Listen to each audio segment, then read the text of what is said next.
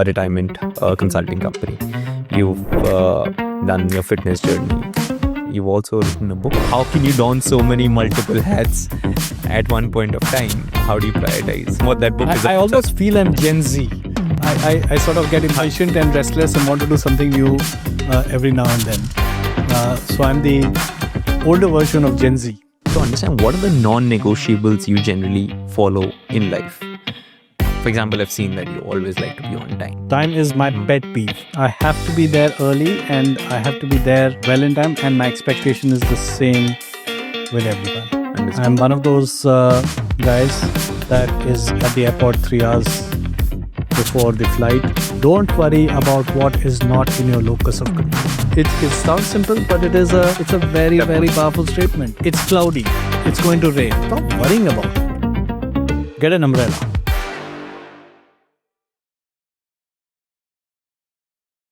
Hi, welcome to another episode of Getting Real with Utkarsh. Today, we have an amazing guest, a guest who's worked over 30 plus years in the HR domain, has led HR for a lot of financial institutes, and has recently started a new venture helping out people who are getting retired to figure out what they want to do in life. Today, I'm glad to have with us Rajat sir. Rajat sir, thank you so much for taking your time here. Would love to get a bit about your background. What have you been up to? What's your journey been throughout? And then we can start with the Q&A. Thank you so much for inviting me. Looking forward to this conversation. Background. That's about 50 years that I need to cover. But I come from a services background. My father was in the army. Yeah. So a lot of my life's anchors have largely been what growing up in the defense services looks like.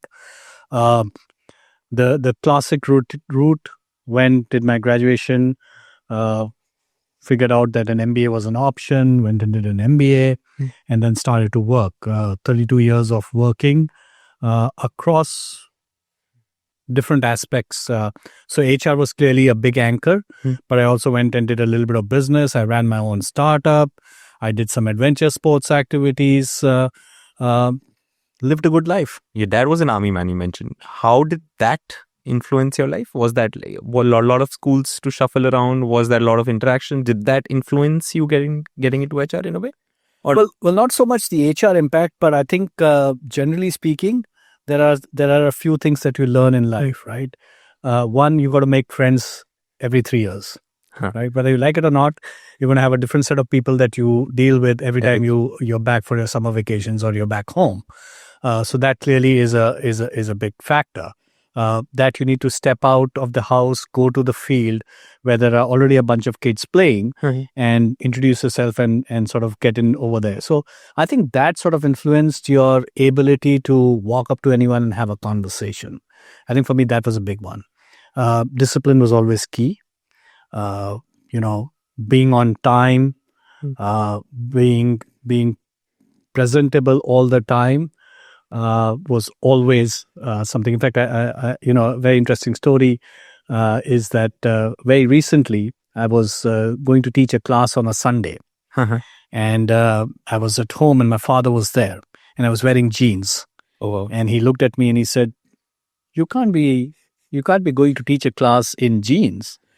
He actually made me change into formal wear before I went to teach the class. So those are aspects that you sort of learn when you come from a defense services background, or are a army brat, as they call us now. 100%. My dad is a doctor, and I've seen him always wear suits, and he's after my life. Why don't you wear suits? Luckily, in my case, he's given up. In your case, I think he's still hasn't. Yeah, but he still does make an odd remark every now and then, and I keep telling him, I said, "Dad, I've retired, right? That's how old I am." But no, the father in him never gives up. Oh, wow. Yeah, fair. How many white shirts do you have? I'm actually I always wear white. Oh, wow. I almost always wear white. It's an easy decision in the morning when you try to get ready. It saves a lot of time. Oh, wow. Grab the first shirt that comes to you. Almost white, goes with any trousers, any jeans that you're wearing. It works. I've seen most people who are used to wearing formals have like about 10, 15 of those white shirts. White shirts are key. And make life easy. Perfect. Was there some specific instance of what got you into HR? Was there some, like, generally we part of a rat race, right? In college, in school you take a call of science, humanities, commerce, and then pretty much your friends or your parents decide what you want to be. Was that something, at least what I've seen in older generations, was that? It was pretty much that. I mean, we didn't have too much of access to information growing up, right? We were essentially doing or basing our decisions on things that we heard or saw. Fair. Right? And especially if you come from a services environment, there's a real limitation to understanding what's happening outside these services. Because the whole only classifications were either you were in the services or you were a civilian, right? And then the breakdown on the civilian front was very limited. So when I went to college, one of the conversations that everyone was having was that we're going to do an MBA. Correct. And that was pretty much the first time that I'd heard of the concept of an MBA. So obviously I did some finding out, etc., and figured out that, maybe MBA is a good option. And when I got into a business school, I had never, ever seen the inside of an organization. The first time that I saw an inside of an organization was when I went for an 10-day internship in a oil engine company. Oh, wow. And so my sort of impression of the organization was very different. Interestingly, the choice of picking HR at that point of time was by process of elimination. So marketing and sales meant, walking out in the sun and selling stuff. Didn't necessarily want to do that. Finance was of interest, but I attended a couple of sessions, and when the stats got really heavy and the numbers got really heavy, I said, perhaps this is not it. And then by default, you sort of came to HR, and the crowd was better in HR, and so I said, let's try it out, and that's how it happened. A lot of times, a lot of our decisions are just basis this. In our case, how did I get into engineering? Everyone said, my dad said doctor or engineer, and my sister became a doctor and the engineer. There you go. Well, I will confess that there was a engineering pressure initially, but perhaps, I don't know, somehow I didn't sort of latch on to engineering. My dad's a doctor, and I didn't latch on to medicine either. But why don't get into service, like army? Was that something in your mind? It was, but it wasn't strong enough for me to pursue it. I have a lot of friends that went into the army. The pull wasn't strong enough. I can't think of any other reason other than to say that the pull wasn't strong enough. So coming to your last stint, you were at Morgan Stanley for over 17 years. How was that journey? And like generally we've seen in this current world, people change jobs every 2 years. 17 years in one firm. How did that end up happening? Did you have thoughts of quitting? And what made you stick on for 17 years? I think, one, there's a generational gap. My generation and the generation above still hung around in single organizations for substantial periods of time. I spent my first decade or so moving around. I spent, a year or 2 years in an organization and then would look for the next opportunity, largely because I was bored. I think at some point of time, one of my bosses said to me, and this is a statement that has stuck with me. He said, we think about the fact that the grass is green on the other side. Actually, the grass is brown everywhere. And that somehow stuck with me, and you sort of then reflect back on your jumps every 2 years to realize that, different set of issues happen everywhere you go. Right. I think with Morgan Stanley, firstly, everything I say is going to be biased because I love that place. Right. I think I have if I had to do it again, I would still go there and spend 17 years. Wow. Right? It gave you everything. It gave you a career. It gave you responsibilities. It respected you as an individual. You had your weekends pretty much off. You didn't sort of have to worry about things. So it gave you time back. People talk about work-life balance, everything else. I don't know what the definition of work-life balance for everyone is, but for me, it was about the ability to spend time doing what I love to do. And the organization respected that. It was good in every which way that I could think of. So 17 years, would I have spent another 17 if I wanted to? Absolutely. Wow.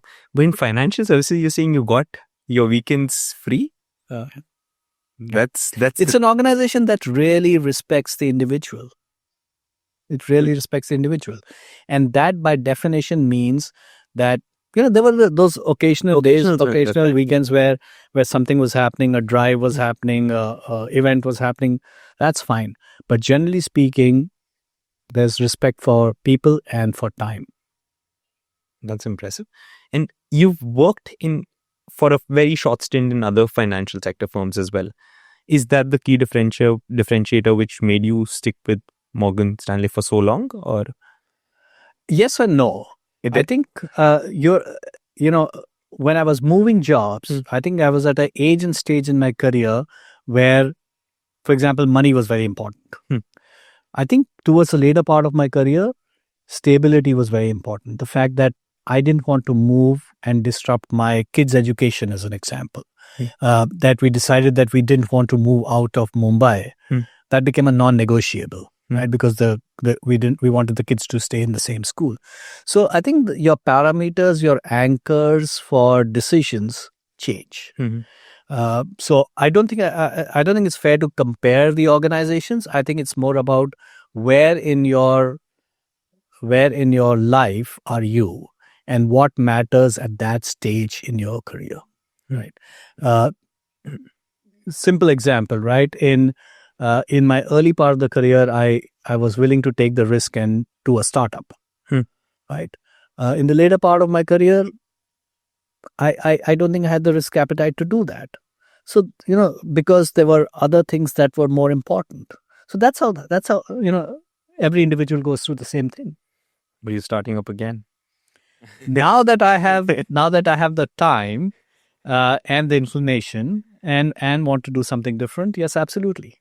Absolutely. But the anchors are very different. What's the anchor now? The anchor is, of course, doing something good, giving back. But it's also about being mentally, physically, socially engaged.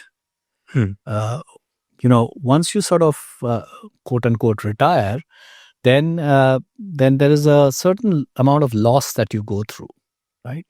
You lose your designation, you lose an identity.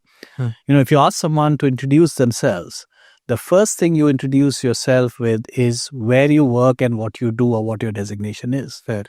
Now, step back and say, if I eliminate that, if you can't reference your organization and your designation, how would you introduce yourself? Oh, wow. And when you ask that question, it gives you a little bit of a pause, right? And so that building of that identity is very important. Similarly, you were going to the office, you were interacting with a zillion people. Now, suddenly, if you are not getting out of the home, the only person you are interacting with is your spouse, right? And how many conversations can you have with your spouse day in and day out, right? So you need a social network. Fair. You were getting out to the office, which meant there was some physical activity. Now, what's getting you out of bed, right? How are you getting mentally stimulated, right? And the joke is that, I'll do crosswords. But that's not, you don't have a problem to solve. Unless you have a problem to solve, it's not, mental stimulation is tough to do. So I think there are aspects that I wanted to make sure that I was anchoring to, which is why this new venture. Perfect. Now that I recollect how I introduced you versus how would you introduce yourself? I think considering you said if I leave aside the background of Morgan Stanley and other firms, how would you introduce yourself? I think that's where maybe I got I got that wrong. No, it's a great question. So now I am CEO of Silver Spring, right, which is the retirement transition coaching organization that I built. But if I eliminate that, I think I still have a few things that I can say. I'm a adventurer. I'm a writer. I paint. I play golf. I don't know whether does it count for an introduction? I play golf, but there are things. There are passions or interests. I'm a marathoner. I run. I do triathlons. So there are aspects of it which I can sort of anchor to and introduce myself. But even now, that designation and organization anchor is still front and center. Yeah, it's still front and center. Yeah. It's very difficult to get away from that. Which is also why I tell people when they're looking at retiring saying that, it doesn't matter what you do, but you got to be doing something because that will be your anchor for introductions. Fair. So let's go into this new chapter and then we'll cover the past. Very excited to know about this because I see my dad also somewhere coming to that stage of retirement and trying to struggle with what can he do. He's just adding more work rather than reducing it.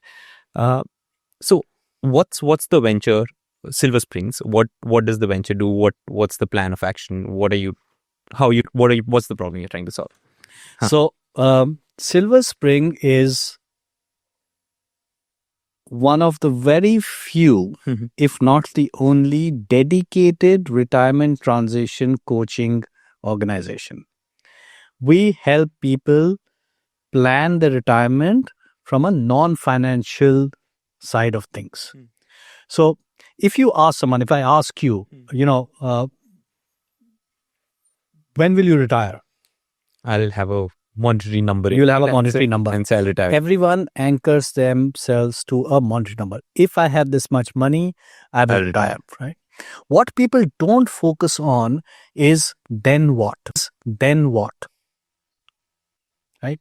And the standard answer I get when I speak to people for the first time is, we're going to go and visit places that we've never done before. And my sort of explanation to them is, you are at an age and stage where after 2 weeks of a holiday, you want your bed, you want your food, you want your home. Now, so that's 2 weeks holidays. Let's assume you do this 5-6 times in a year, right? That's 10-12 weeks in a year. What do you do for the balance 40 weeks in your life? Every year, right? So, and so going back to those 4 or 5 things that you need to do, you have to find yourself a reason that gets you out of bed every day in the morning. And it doesn't matter what it is, but there has to be a reason for you to get out of bed every day in the morning. Right? Then it's about creating the identity. Then it's about figuring out what works for you physically or mentally. Right? So those are aspects that I help do. I tell people, if you're planning to retire, make sure that it's at least 2 to 3 years away, because you need a 2 to 3 year runway to prepare for life after. 2 to 3 years. Yeah. And this is the time where you go out and try and test things. New things. Right? I'm very interested in teaching. Go out and do a course, teach a course. I'm very interested in farming. Right? I have a friend who said that he wants to do farming. I said, well, what have you done about it? So he said, I bought a farm. I said, so how many times have you been there? So he said, I go there regularly. 6 months later, I spoke to him and he said, it's not working for me because the first crop was a failure. Right? It was great to have tested that out before you went and retired, so that then you can figure out what else you can do. So those are things that we sort of coach people to think about. I'll give you a very simple example, right? One of the biggest things that will happen once you leave a corporate and go off on your own is that your insurance cover will change, right? So if you have health conditions that need addressing, right? Instead of sort of saying, I'll do it when I retire, you should actually do them now. And it doesn't matter what it is, right? You want a tooth extraction and an implant done, do it while you're working so that your insurance covers it. Otherwise, it's a big expense to undertake the moment you retire. 100%. So there are these aspects of life, you want to get your house renovated. Not that you won't have the money after you retire. It's just easier to do it when you know there's a paycheck coming at the end of every month. It's just psychologically easier. Yeah, right? You get money. So there are 5 or 6 things, big key things that you should absolutely do before you retire. So that's what Silver Spring is about. Understood. But what do you think would be a successful second innings? Like, for example, you're addressing that. So how do you define success for someone who's retired after? So you'll say he's doing teaching, he's liking it. That's success? It's finding purpose. Yeah. It's finding purpose. It's something, like I said, what's getting you out of bed every day. Understood. And you don't have to do something every day, but it gets you out of bed and it gives you a direction in life. You can't sit and watch Netflix or any of these, OTT platforms non-stop 6, 7, 8 hours a day. You got to have something to do. So finding purpose is very key. Looking after yourself physically is extremely important. And I don't mean running marathons. I mean getting out and breathing fresh air, going for a walk, just looking after yourself, yoga, whatever it is. But looking after yourself physically. Because, and this is not about fitness, it's the fact that the biological clock is ticking. And that means there is going to be a degradation of your health over a period of time. You got to sort of make sure that the 30, 35 years that you're going to spend in retirement are in good health for the most part of it. Right? How are you mentally challenging yourself? You will see with a lot of folks in the generation above us that the degradation of health happened largely because there was no mental stimulus. They didn't have anything to do. Right? And for someone who's worked for 30, 40 years of their lives, going into work and challenging yourself and thinking about things all the time, suddenly if you don't have anything to think about, the degeneration happens very, very quickly. Fair. So those are aspects that I think are important to define. And again, like I keep saying, it's not about the intensity of the action. It's about the fact that you've got anchors around the psychological, the social, the mental, the physical aspects of your life. Got it. 100% agree. But now that you said it, it makes a lot of sense. But the question is, why aren't people really thinking about it? Why does it get overlooked? Like, for example, even I've always kept just a financial goal. I've not kept a goal like, what do I want to do post 60, 65? Why do you think people overlook that? Is that just that they're part of a race? Because I think the goal that they define is freedom. And freedom happens. But the actual goal should be, what do I do with my freedom? Right?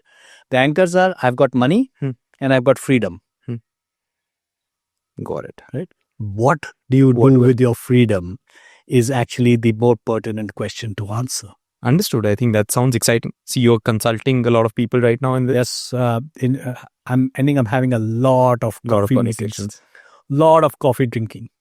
A lot of CXOs struggling with what to do post 70. Yeah, it's interesting. You have a lot of folks that are very successful that have got their financial planning done absolutely beautifully.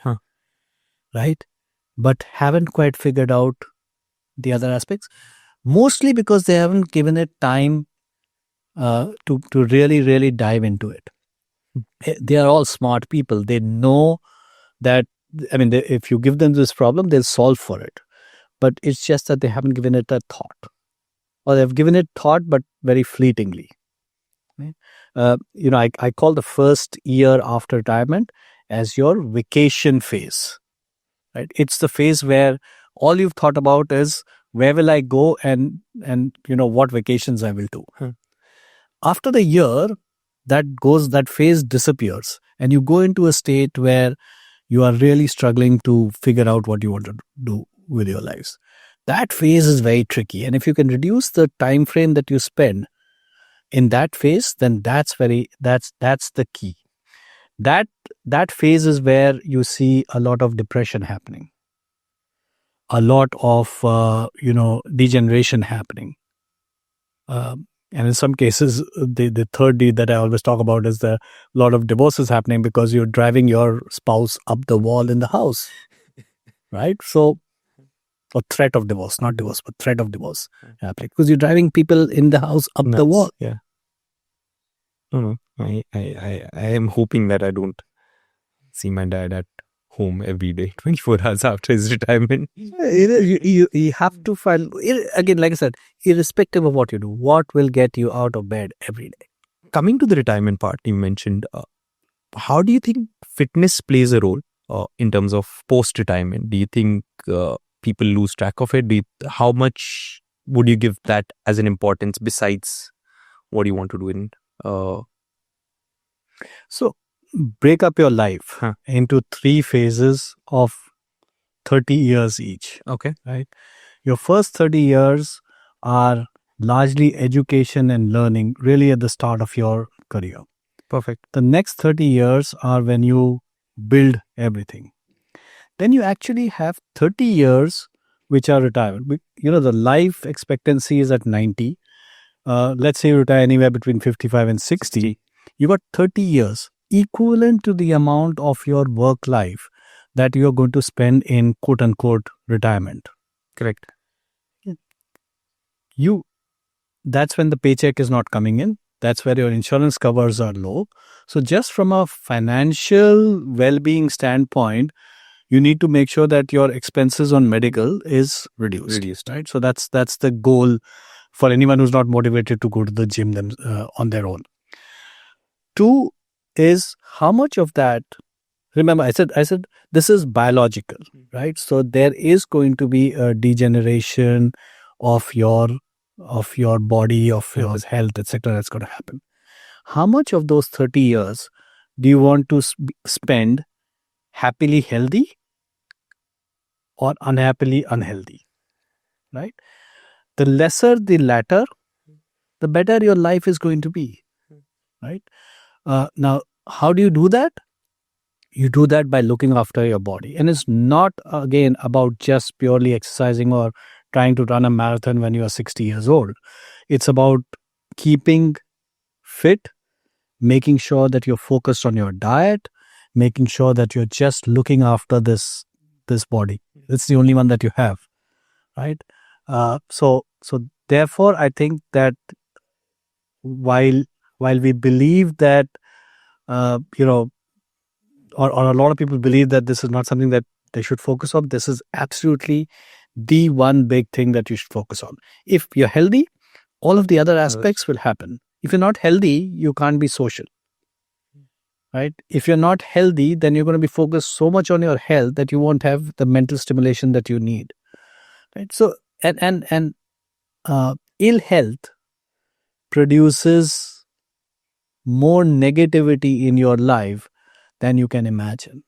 So, more than fitness, being healthy and happy healthy, as I call it, is important to do.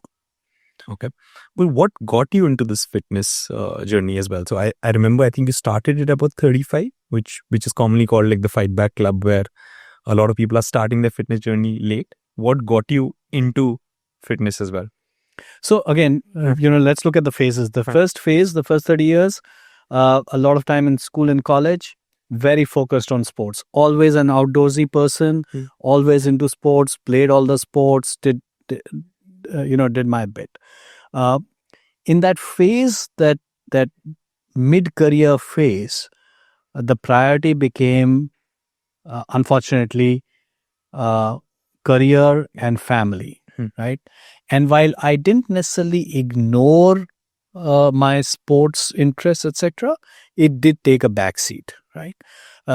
And you thought that playing squash twice a week for an hour and surviving that session meant that you were healthy. It wasn't true, because there was a lot of buildup that was happening in the body that then, eventually starts to sort of pull you down. I think it was in 2008, and this is a very interesting story. We were at a dinner, and there was this guy who was talking to people about having run a marathon. And everyone was going, wow, this is fabulous, etc. And I was standing there saying, it's running. What's the big deal? So anyway, on the drive back home, as competitive as I am, I said to my wife, I said, you know what? If this guy can run a marathon, so can I. And honestly, I knew marathon was running a long distance, but I had no idea what that long distance was equal to. Right. So anyway, went home, saw that it was 42 kilometers. When I said 42 kilometers sounds too much, and I found that there was something called a half marathon. I said, I'll run a half marathon. The next day in the morning, I got out. We had this treadmill where all the clothes were hanging on. I removed everything. I switched it on and I ran on it. And about a kilometer in, I was done. Yeah. Right. And so that's how the journey started, right? I realized how unfit I was, that I was not able to run a kilometer. Started that slowly, got addicted. And running is an addictive sport. And you think it's cheap. It's not. When you start to buy the shoes and the pouches and the creams and the socks and the outfits, it's an expensive sport. But anyway, it started off, then you started to experiment with more and more distances. I had an opportunity to be part of the Gobi Desert March, 250 kilometers across the Gobi Desert. You did that over 6 days. Fabulous experience, from 4 degrees to 54 degrees centigrade.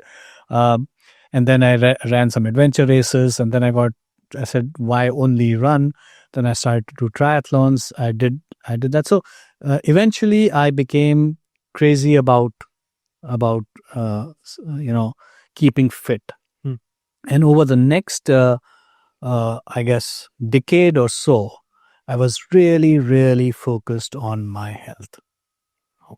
More fitness than health, actually. Fitness. How do you find time? So, the kids were growing up at that time.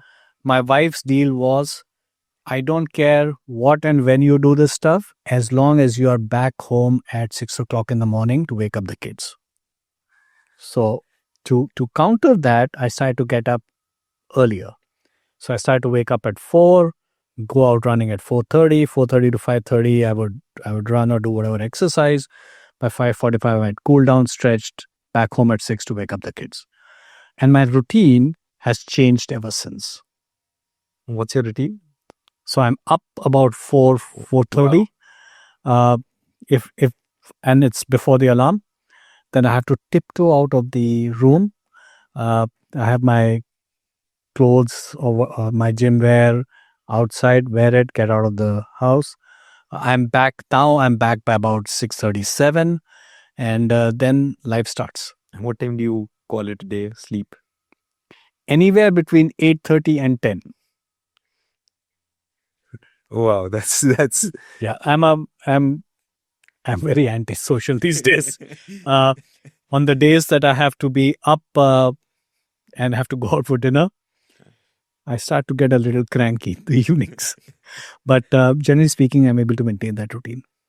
So dinner at 7 and crash out by 9.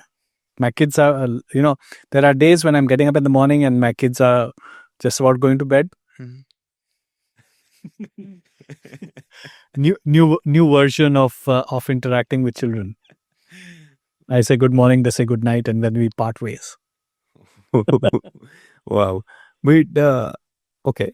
And this has been this has been going on for like for a few years now. For a few years now. For more than a few years now. Yeah. This time it's fantastic. So you believe rising, like getting up early is better?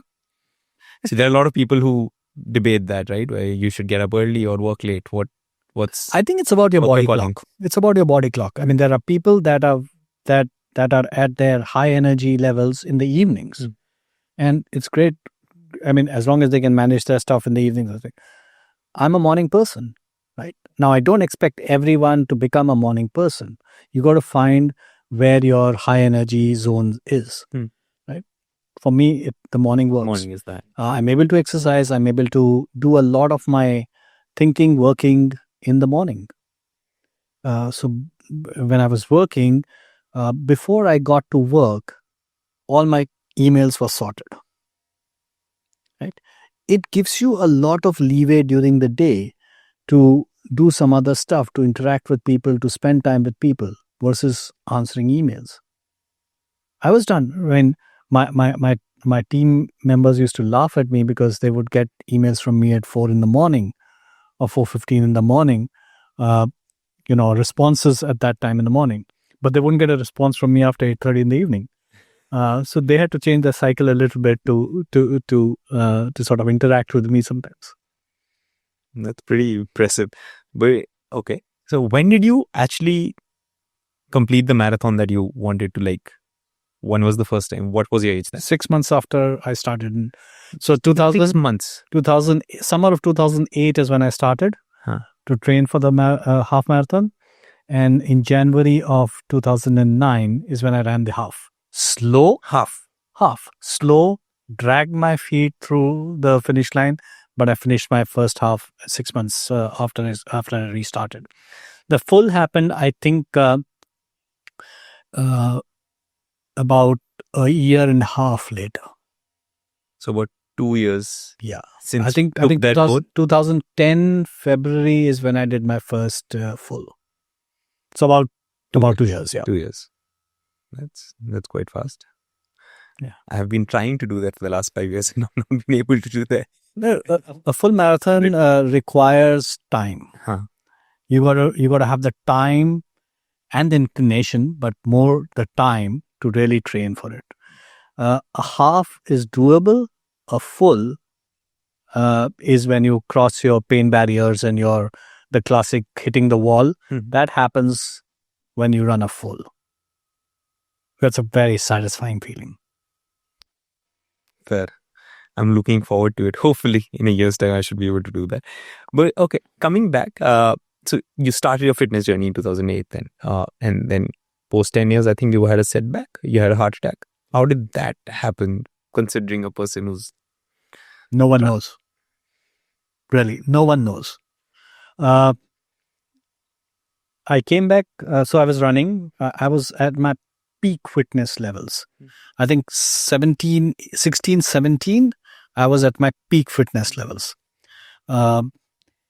January of 2018, we'd come back from a holiday. I went to the gym in the morning, did my routine. I was doing CrossFit at that point of time, did my routine, came back, was feeling a little uneasy. I thought it was because I hadn't eaten something before I went for the session. Asked my wife for some tea and a biscuit. And while I was having that, I knew something was wrong. So massive heart attack, no parameters. I'd run a half marathon about a week before that.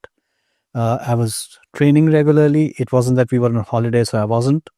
No parameters, no indicators, nothing.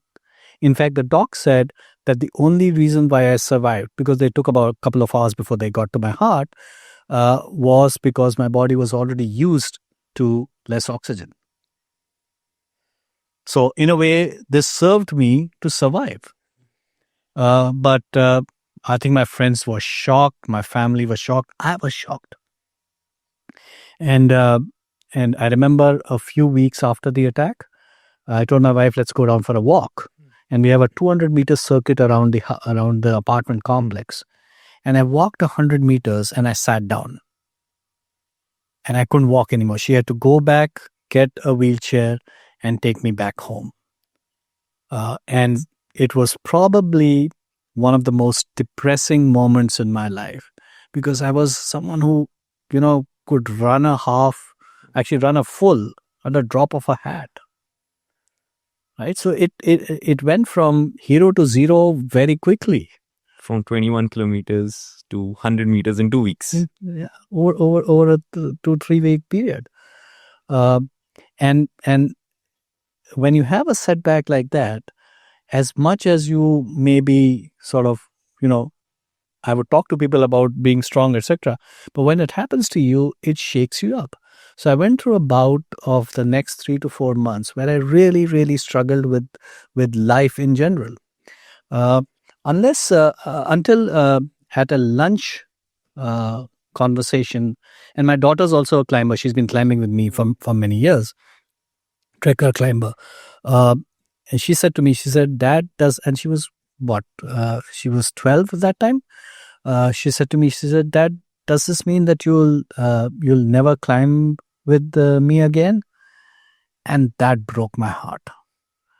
And I was at the doctor's the next day, and I said, how do we fix this? And obviously he was very very particular about the fact that, look, you got to live with some of these conditions. And I said, I have to be able to run and climb again. And he said, that's probably not going to be possible. And I said, you have two options. Either you tell me how I can do this, or I will change my doctor. And eventually we agreed on a set of sort of got into an agreement that this is what you can do. And my goal was that I should be able to run. And I ran my first 10K exactly a year on the anniversary of my attack. And then, of course, you got better and better, etc. I still have limitations. I still have restrictions. I have an AICD device here, which is a defibrillator that is inbuilt. But I still do what I love to do within limitations. But I still do what I love to do. What's your next fitness goal? Next fitness goal is I think I've sort of in my head figured out that I will do 2 big treks every year. Oh wow! I will run and I will I will cycle, etc. All of that happens. I start to play golf, which is an interesting one. But climb. So next year I'm off to Annapurna base camp. Then I've got the Manaslu circuit to do. I've got a whole list of treks and climbs that I absolutely will do over the next few years. So you've done the Everest base camp? Yes, right? Twice. And once post? Both post. How was that? So I went for the first time because I said, so the doctor would allow me to climb an additional 400 meters every year. So in 2019, he allowed me to climb up to 4,000 meters. I was part of an expedition that was climbing a peak called Jagatsuk. My daughter was part of that expedition. So I said, I'm going to come along. I'll stop at base camp. And I waited at base camp while she was part of the summit team that successfully completed the summit. Next year, COVID happened. So for 2 years, we were out, not climbing, but I still started to count the 400 meters every year. So by the time we finished COVID, I was at 50 to 5,300 meters. That was the agreement I had with the doctor. So I said, 50 to 5,300 meters, what can we do? I could go to Everest Base Camp. So I found someone who was willing to take me to Everest Base Camp. And I went to Everest Base Camp. I spent a lot of time during that trek lying down so that my heart rate would recover. So I was probably one of the slowest ones over there. But I did it.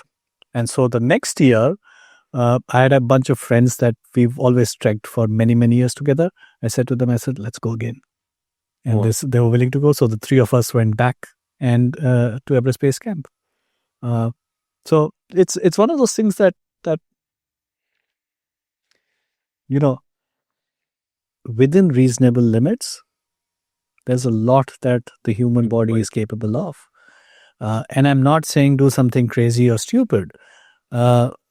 Within reasonable limits, there's a lot in the world that you can do. Now, coming to your HR journey, right? 17 years in one firm.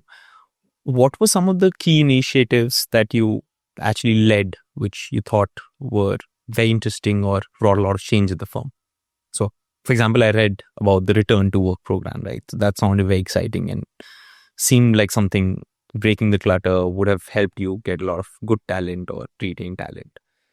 Yeah, the return to work program was interesting. We've seen return to work programs existing around the world. Can you elaborate what that is? So return to work program is essentially a program that helps people who've taken a career break to come back into the work environment. Okay. The way we thought about it is that everyone needs a little bit of transition time to sort of reacquaint themselves with organizations and working, and also in some cases experiment with the fact that they are ready to come back before they actually join a workforce. It started as a concept with saying women who've taken a career break because of any significant family activity, someone getting married and relocating, having a child, so life events that caused them to take a break in their careers.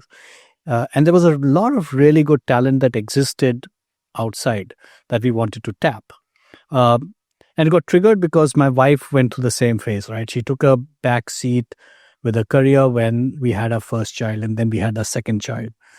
So that's what the trigger was. Now, we saw some of that happening in some of the other developed countries, but no real program existed in India. So we started that in India, and we started it really small, only a handful of people. But the kind of response we got was fascinating.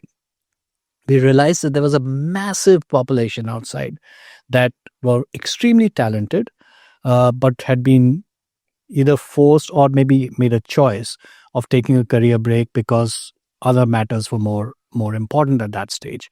So we started to tap that.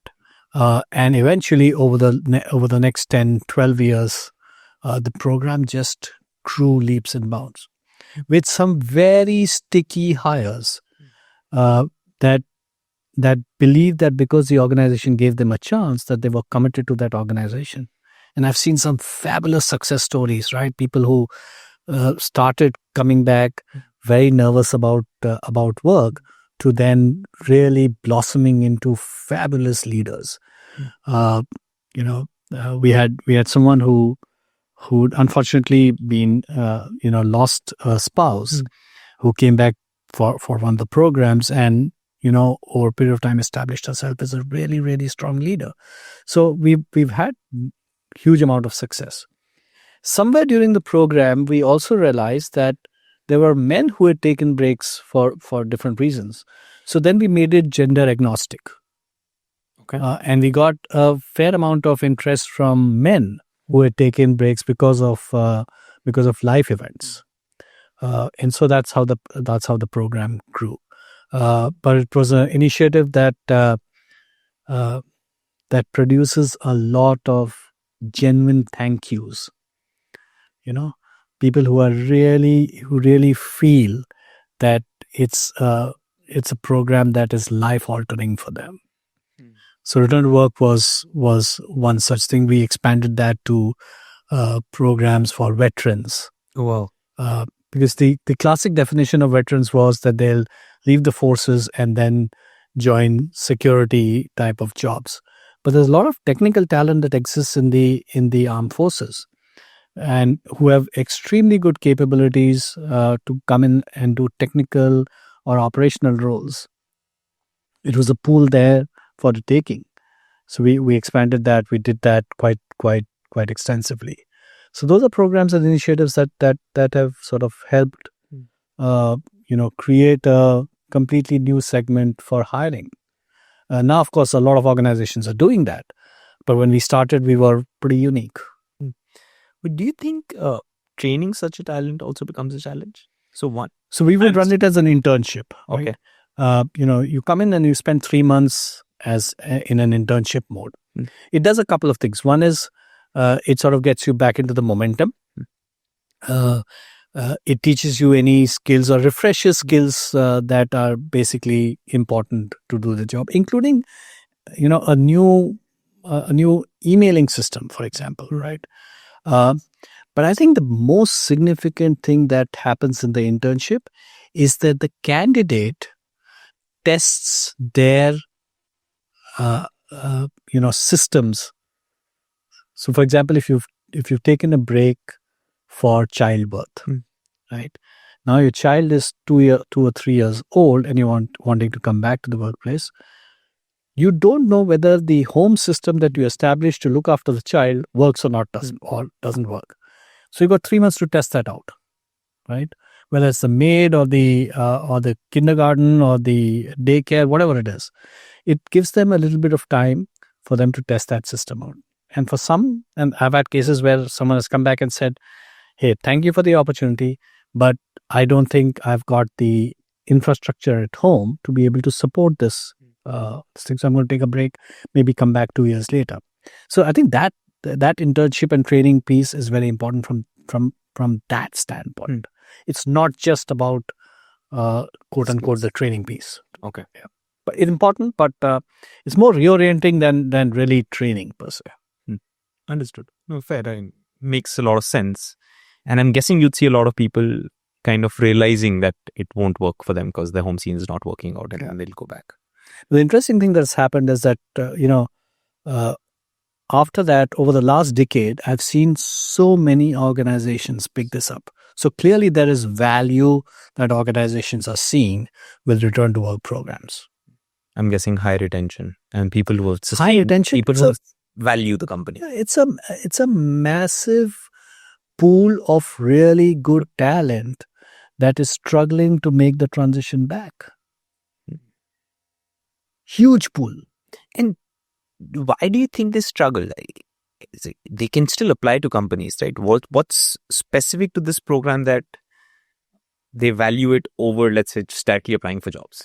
I think there is a little bit of one is confidence. One is obviously, the hiring managers also being a little unsure on whether the person can successfully transition after a 2, 3, 5, even in some cases 10-year break, right? Relevance of skills becomes a question mark. But when you've gone through an internship, when you've sort of come in and got sort of looked at from close quarters, then some of those misconceptions go away. Both sides. Yeah. Understood. Fair. Got it. Moving on. So you've had a pretty long career, right? You would have gone through the financial crisis, the layoffs, everything, excessive hiring, excessive firing. What were the 3 toughest decisions you had to make in your entire journey? Or 3 or anyone?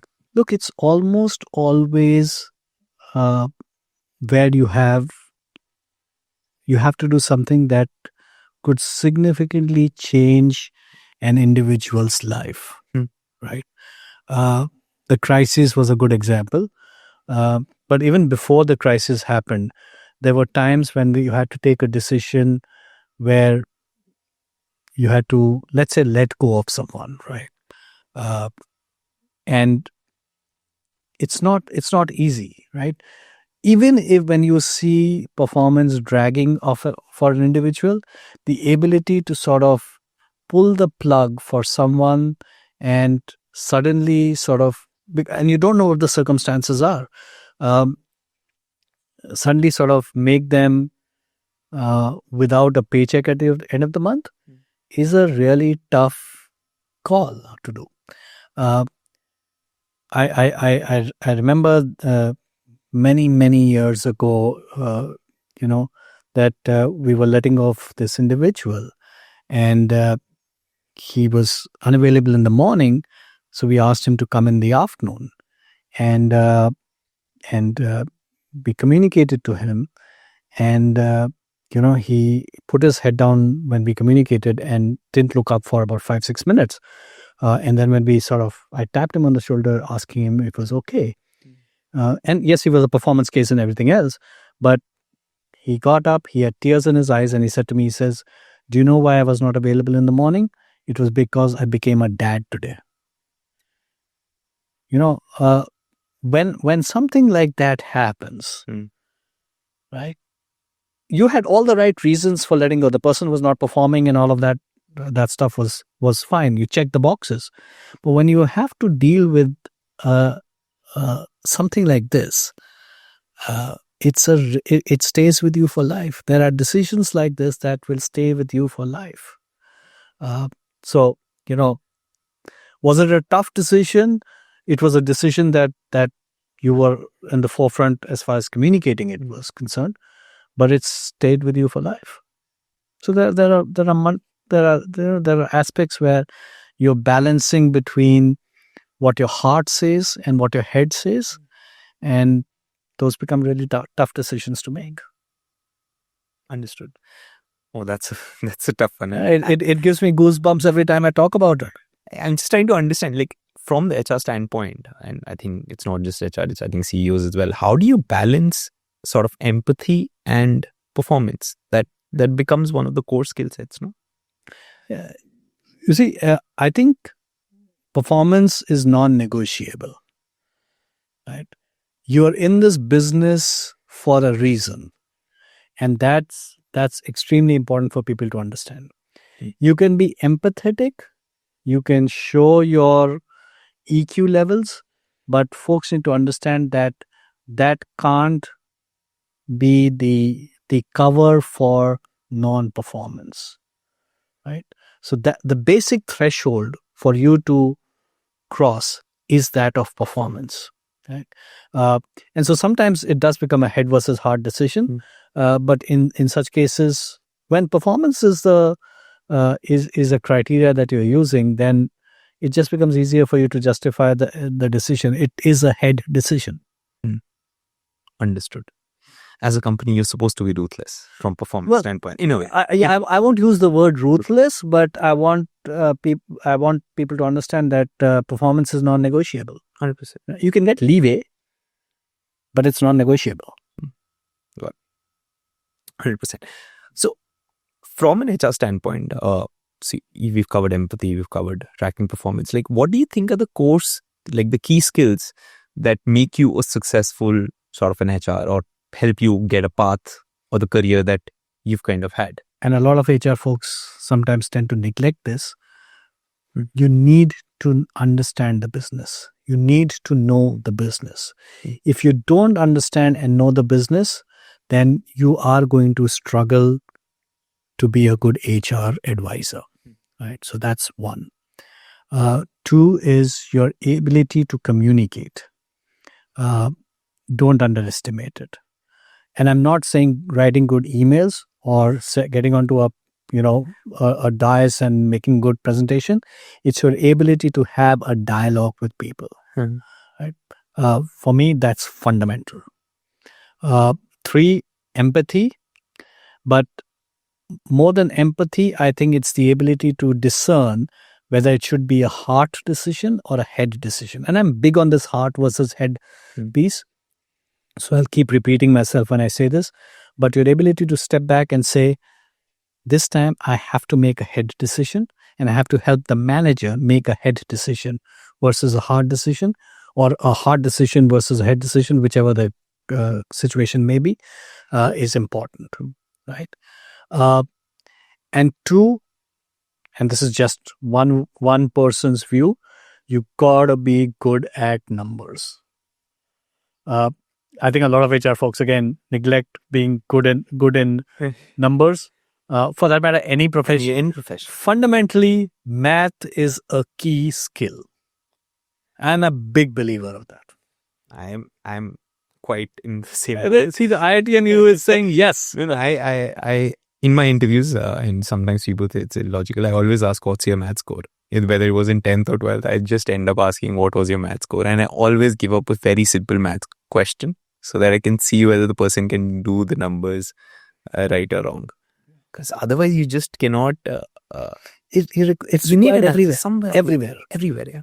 Basic orientation to math, your ability to appreciate numbers, because you're going to be hit with this. And now even more so, because you're going to be making a lot of data-driven decisions. Correct. You got your fundamentals around data right. You have to. 100%. So maths is one skill. But now, let's say you're also looking at the next 10, 15 years getting influenced by AI, etc. So what do you think, how do you think the HR function will remain, will be like 10 years down the line with the advent of AI? Do you think there are some changes that you'll see in the HR function? Not just HR, I think every function.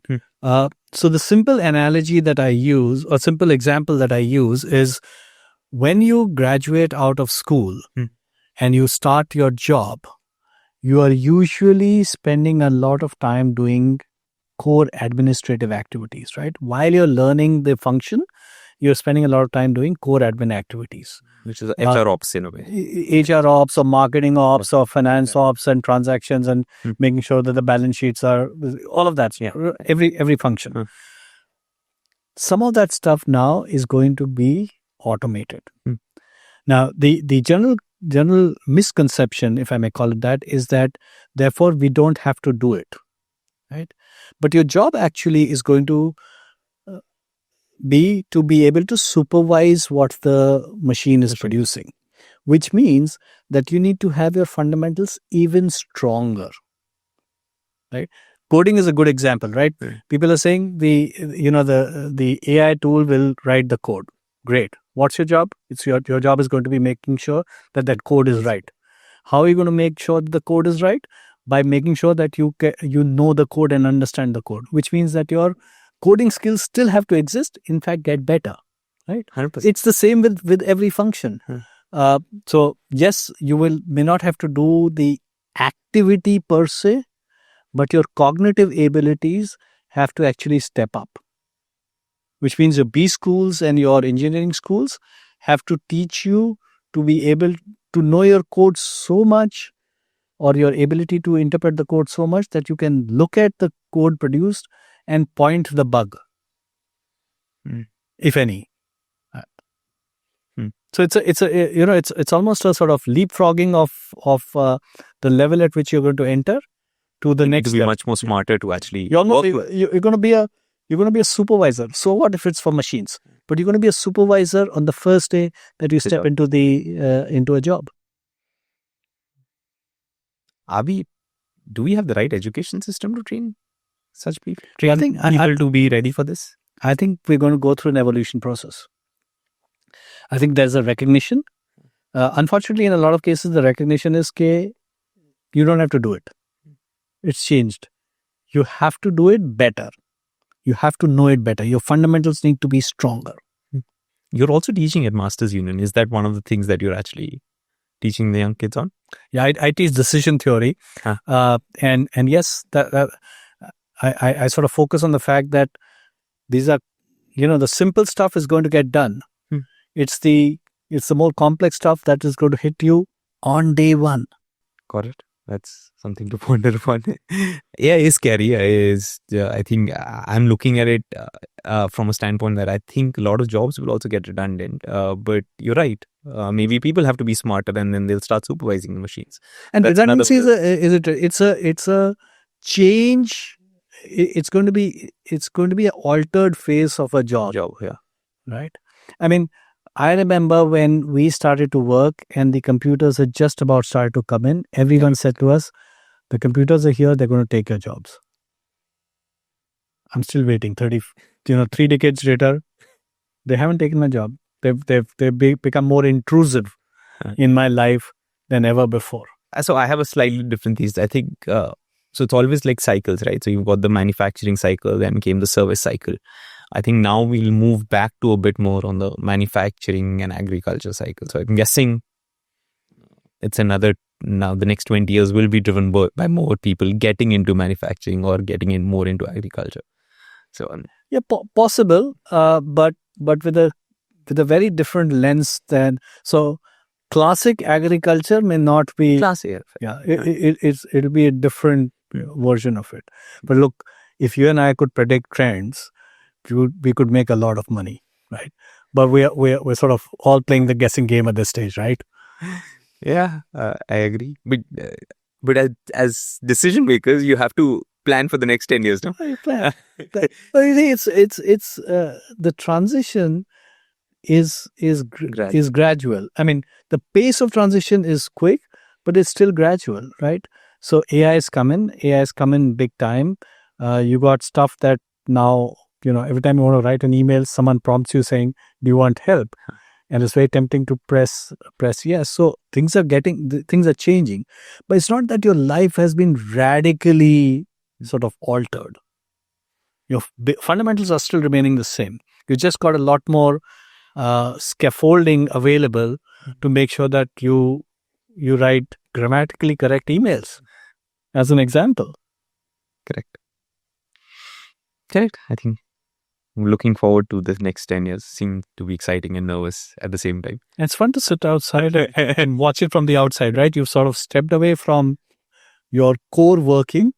And it's very interesting when you sit back and you're watching this evolution happen from the sidelines. Well, not sidelines, we're still involved, but You're still involved, yeah. we got an eye on it and being able to sort of provide commentary on it. Nice. So coming to the section which is maybe specific to our industry.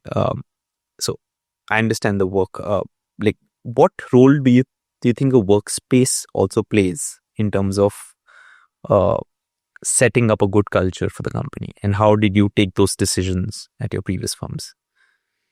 Sorry, this is specific to us as a company. Look, for me, it's extremely fundamental to have a non-virtual interaction. Okay. And look, organizations have also learned this way, right? In COVID, there were a lot of big names that basically said, oh, we're never going to come back. We're going to work virtually, etc. Slowly over the last 5 years, people have sort of reversed that. Right? More and more organizations are now starting to ask people to come back. And there's a reason for it, largely driven from the fact that you work better, learn better, interact better, are socially more adept when you meet people face to face, right? And there are efficiencies that are available over there. I think the way people should look at hybrid or work from home opportunities is to say that there are maybe a couple of days every week or a couple of days every month, depending on organizations, where those are non-commute days rather than work from home days, right? So, every now and then you got a non-commute day, which means if you have stuff that doesn't require you to interact with anyone and you have to do stuff on your own, you take that at home and do a non-commute day. For a lot of folks in India, specifically, the workplace is your social construct. Because you spend a lot of time commuting, right? Unlike in the West, you're not really able to do social interactions during the work week. Other than in the office. So for a lot of people, for them, it's important for them to come into the office so that they can interact socially. I had an employee who came to me. We were on 3-2 schedule, and an employee came to me, young fellow, and he said, "I want to work all 5 days in office." And I said, "Why?" I thought we were providing flexibility, and he says, "We are 5 members in a family. We stay in a 1 BHK in Mumbai. Okay, I work from 6 in the evening to 2 or 3 in the morning. That's my shift. From 6 to 10:30 in the evening, it's fine. The family is in the living room watching television. I work from the bedroom. At about 10:30, 11, when people want to sleep, the sleeping arrangement is partly in the bedroom and partly in the living room. The only place I can work from is the kitchen. And that's not conducive. Now, we have a lot of folks that live in limited home spaces where it's not necessarily conducive to be able to work well. And I'm not even getting into ergonomics and everything else, right? The basic infrastructure is challenging.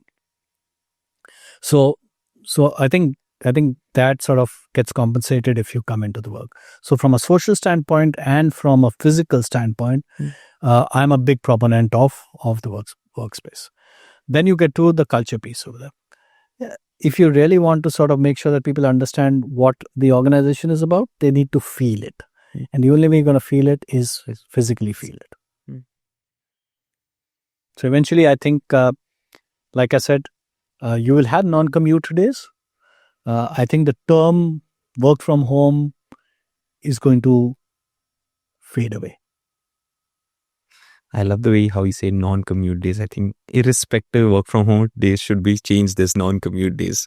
It makes so much more sense and changes the perception, right? It's not So right now, still people think work from home.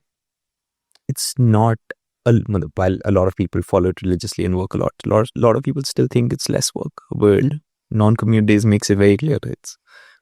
It's a The expectation is that you're going to be that you're still going to be working. It's just that you're not commuting to office that day. I'll make that change internally as well. Okay, I need royalty on this one. Oh, that's a good idea. Look, but how do you, so with this changing, with the advent of a lot of Instagram, a lot of influencers coming up, a lot of the Gen Z Gen Z shuffling jobs quite often, how do you think you can attract this new crop of Gen Z, not millennial, I think Gen Alpha audience to companies? Do you think that there needs to be some change on the workspace side as well? Or how you build the culture of the company? Do you think there will be some changes that you need to incorporate? I think the reason, I think you got to understand the reason why people are leaving. Why is Gen Z leaving every 2 years? Every 2 years, yeah. Or 3 years. It's because they want to do something new. They want to do something different. They want to try something different. You got the organizations have to sort of tweak their systems to be able to accommodate that, right? You're not looking at length of service anymore. That terminology, I think, is going to go away. I think the new terminology is shelf life, right? And it's shelf life for the individual, it's shelf life for the job. This job has a shelf life of 2 years, which means that someone can do it for 2 years, then they got to be doing something else, or you got to find something for them to do differently. And that's, you got to cater to the reason why people move. And if you can sort of accommodate or put systems and practices in place that can accommodate their needs, you'll be able to keep the same set for longer. So that's very interesting. By the shelf life of a job, you essentially mean how much time a person should do that job. Right? If there's a job that has high amount of non-commoditized activities, right? Punching, a set of inputs every day for 8 hours a day, then at some point of time, that kid is going to get bored. Maybe it's 3 months, maybe it's 6 months, right? So you got to figure out whether that job is something that a person can do for 2 years or 3 years or 5 years or not. And I'm using a very simple example. Similarly, I think for all of the jobs, you need to figure out what the shelf life for that job is. And shelf life defined by for that person, for an individual doing that job. Otherwise, they'll leave. We've never looked at it that way, but yeah, it's both ways. It's also the individual. It's both ways, correct. It's both ways. Also, right? Companies also need to look at how long can a person stick at that job. It's not necessarily the person sticking. That's a good point. I think if we start evaluating it that ways, I think a lot of our life we'll be able to solve for attrition. You may have a different set of challenges. I've got two kids, one just past teen, one sort of ending teens, and their anchors in life, their motivators are very different from what I had when I was 18, 19, 20. And one is to sort of fight that and say, in my time, and have that argument which goes nowhere, or just accept the fact that their motivators are different, just different. You mentioned your daughter does climbing, and she started climbing at what age? 2.5. So I used to start, as a family, we would take the kids out trekking when they were really, really young. One got hooked onto it. The other still enjoys doing it, but is not as crazy or passionate as the other one. Different, same exposure, different outcomes. Done the HR part. You're doing this retirement consulting company. You've done your fitness journey. You've also written a book. How did that, and how can you don so many multiple hats at one point of time? How do you prioritize? And would love to understand what that book is. I always feel I'm Gen Z. I sort of get impatient and restless and want to do something new every now and then. So I'm the older version of Gen Z or Gen X. I don't know, Gen Alpha. Gen, whatever is the new terminology that's existing. Yeah. So the book was interesting. When my wife was pregnant with our first child, she had a lot of books to reference, right? Books by doctors, books by, women who'd gone through pregnancy, lots of reference books. I couldn't find a single book which spoke about what the father goes through during the time that the spouse is pregnant. So I went through some really strange experiences, including hunting for ice cream at 3:00 in the morning because she wanted to have ice cream then. So I decided to document that. So Dear Dad was an outcome of all of my experiences as a father when during those 9.5 months. I had some of the strangest experiences. I was in the US in a shop called Babies R Us, and it was a massive store, and 90% of the stuff that was there, I didn't know what it was for. Right? It's an experience, right? So I finally went back the next day with a colleague of mine who'd sort of been through this live stage, and she helped me decipher all the stuff that was there in that shop. So there are these strange experiences that I just wanted the fathers to know that they're not alone, that someone has gone through it earlier, and it's possible that every one of us is going through the same set of experiences. So that was the genesis of the book. I wrote it in 3 weeks. 3 weeks, yeah, because I was in the mood of writing. So I wrote it in 3 weeks, and it got published in 2007. Writing it in 3 weeks. You saw a problem, decided to solve it, write it off. It had come into my head. It was just a question of finding the time to do it, and so I just wrote it in 3 weeks. Wow. It was fun writing it. I still read it and laugh. Perfect, sir. I think lovely conversations. On the ending side, I would just before ending the conversation, I would like to understand what are the non-negotiables you generally follow in life. For example, I've seen that you always like to be on time. Time is my pet peeve. Yeah. I have to be there early, and I have to be there well in time, and my expectation is the same with everyone. I'm one of those guys that is at the airport 3 hours before the flight, that's at a wedding before even the caterers or the decorators have gone away. That's my pet peeve. My need to be on time is very high. I think the other one is that it doesn't take too much of time and effort to be nice. Right? When you call someone and their phone rings and your name flashes on the phone, what's the reaction that they give to you? Is it, I don't want to talk to this person? Or, hey, this one's calling. Even if I can't take the call, will I call you back? Or pick up the phone.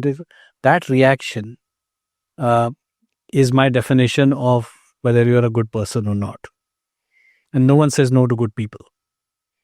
So for me, that's an extremely important aspect of it. The third one, which I try very hard, is that don't make a decision when you are in a vulnerable emotional stage. For me, that's also extremely important. And it's not a perfect option. It's something that I've been working on very extensively, but I am now conscious of, at least I'm hoping that I'm conscious for the most part, where I don't have to take a decision just because an emotion is running through my mind. So for me, those are the 2 or 3 things that that I'm trying to be very careful about. Time with family, extremely important. Following my passions, extremely important. Finding the time to make sure that I do that, extremely important. Yeah. Those are my sort of 4 or 5 things that non-negotiable. keep me going in life. Yeah, non-negotiable is time. Time is non-negotiable. And how do you solve for that? Making decisions, avoiding making decisions when you're vulnerable. That's a tough one. It is a tough one, and every now and then you slip. But if you're conscious about it, then you can step back and say, I don't need to make the decision now. Let me think about it. This whole "let me think about it" is a very powerful statement to have in your kitty. Well, the other one I should mention, and a lot of people have heard this from me, is don't worry about what is not in your locus of control. It sounds simple, but it's a very, very powerful statement, right? It's cloudy. It's going to rain. Stop worrying about it. Get an umbrella. But we spend a lot of time thinking, oh, it's going to rain. Oh, it's going to happen. This is going to happen. That's going to happen. Not in your locus of control. Flights delayed. You start getting restless. You start to yell and scream at the airline staff. It's not in the locus of control. When yelling at them or blowing the horn in a traffic jam is not going to solve anything. So figuring out what is in your locus of control and worrying about what's in your locus of control, that's another favorite of mine. Thank you so much. So lovely catching up. A lot of learnings for me, some things which I'll follow in my company as well. And hope everyone enjoyed. We'll do one quick rapid fire now, where we'll cover some segments where I'll ask you what do you want to keep in your life, what part of it you want to kill, not have it, and what part you want to follow, start creating new. So this is when I can also say, let me think about it, right? Okay, let's try. Yeah, let's try. Yeah, let's try this. I'll start with the simple one. Drinks. Which one would you want to keep, kill, create? Keep tea. Create this or just bubble tea. What's nice. The word for it? The bubble tea. Yeah, like boba. Yeah. I find it tasty. Yeah. Coffee I'm sort of neutral on, so let's just we could kill coffee. More a tea person than a coffee. I'm more a tea person. Although I do a lot of coffee drinking with a lot of my clients. But nice. Tea person. Nice. In terms of fitness? Swimming. Keep. You do swim? I swim. Keep. Create. Probably yoga. I'm terrible at yoga, and I think it's important for me to do. Kill. Oh, golf? Probably no way. What? Probably gymming. I don't enjoy the gym. Okay, sad. What about apps on your phone? Apps on my phone. Kill all the games. Which games do you play? What games do I play? Which games do you play? I play random stuff. I have a word game that takes a lot of my time, but it's just distracting. So I want to kill Sudoku. I want to kill Sudoku. I want to kill games on the phone. I wish I had an app. So I wish I had an app that tracks all my expenses easily. Right? I haven't found an app that easily tracks my expenses. Keep all the travel ones. I love things like DigiYatra. I love it as well. So those are one apps that I will just keep. That's made your process so seamless. 10 minutes and you are done through the entire process at the airport. I'm enjoying Instagram also. So I keep Instagram for now. Any HR rituals? Events. Kill. Kill events.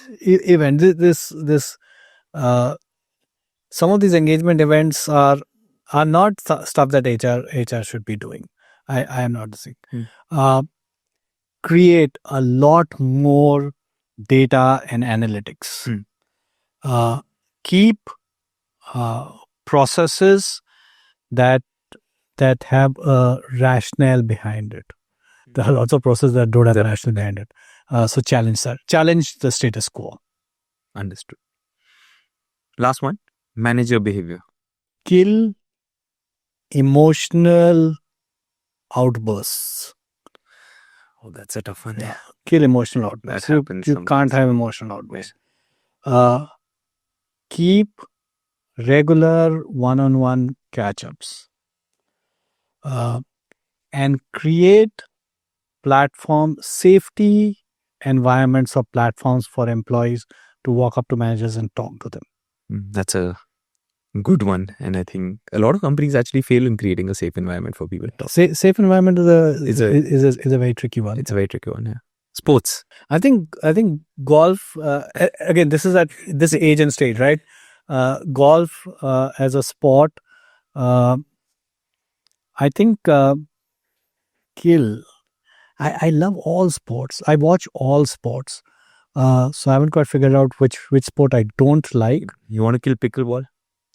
I haven't experienced it just yet. Interestingly, I haven't experienced it. I want to go and try it out. But no, I don't have a kill theme on any of the sports. But I think create more. I think I'd love to do a lot more tennis now. So I want to start playing tennis and squash. So racket sports is something that I really want to sort of put a little bit more time and effort in. I have a lot of keep. I have a lot of keep, like running, trekking. I wish we had a lot more infrastructure so that a lot more people got exposed to this stuff. In Gurgaon, you have a lot of infra. You do, but I think the accessibility is always a question. Yeah. I mean, swimming is a classic example, right? I think swimming is a fundamental skill that everyone should know. 100%. But look at the penetration of swimmers in the country. It's a life skill. It helps you. Like cycling. Like cycling, yeah. 100%. Perfect, sir. I think this was lovely. Thank you so much for taking out so much time for us and a lot of learnings for us. Loved every part of the conversation. And I hope everyone else also enjoyed this conversation. And any ending words? No, thank you so much for inviting me. I think, firstly, some of your questions did make me think, which is always good. And I hope some of the stuff that I said would be useful. These are personal opinions. This is one person's view. So take it with a pinch of salt. But at least I believe in everything that I said. 100%. And I'm thankful you gave me the opportunity. So thank you very much. Thank you so much, sir. Thanks so much for taking your time.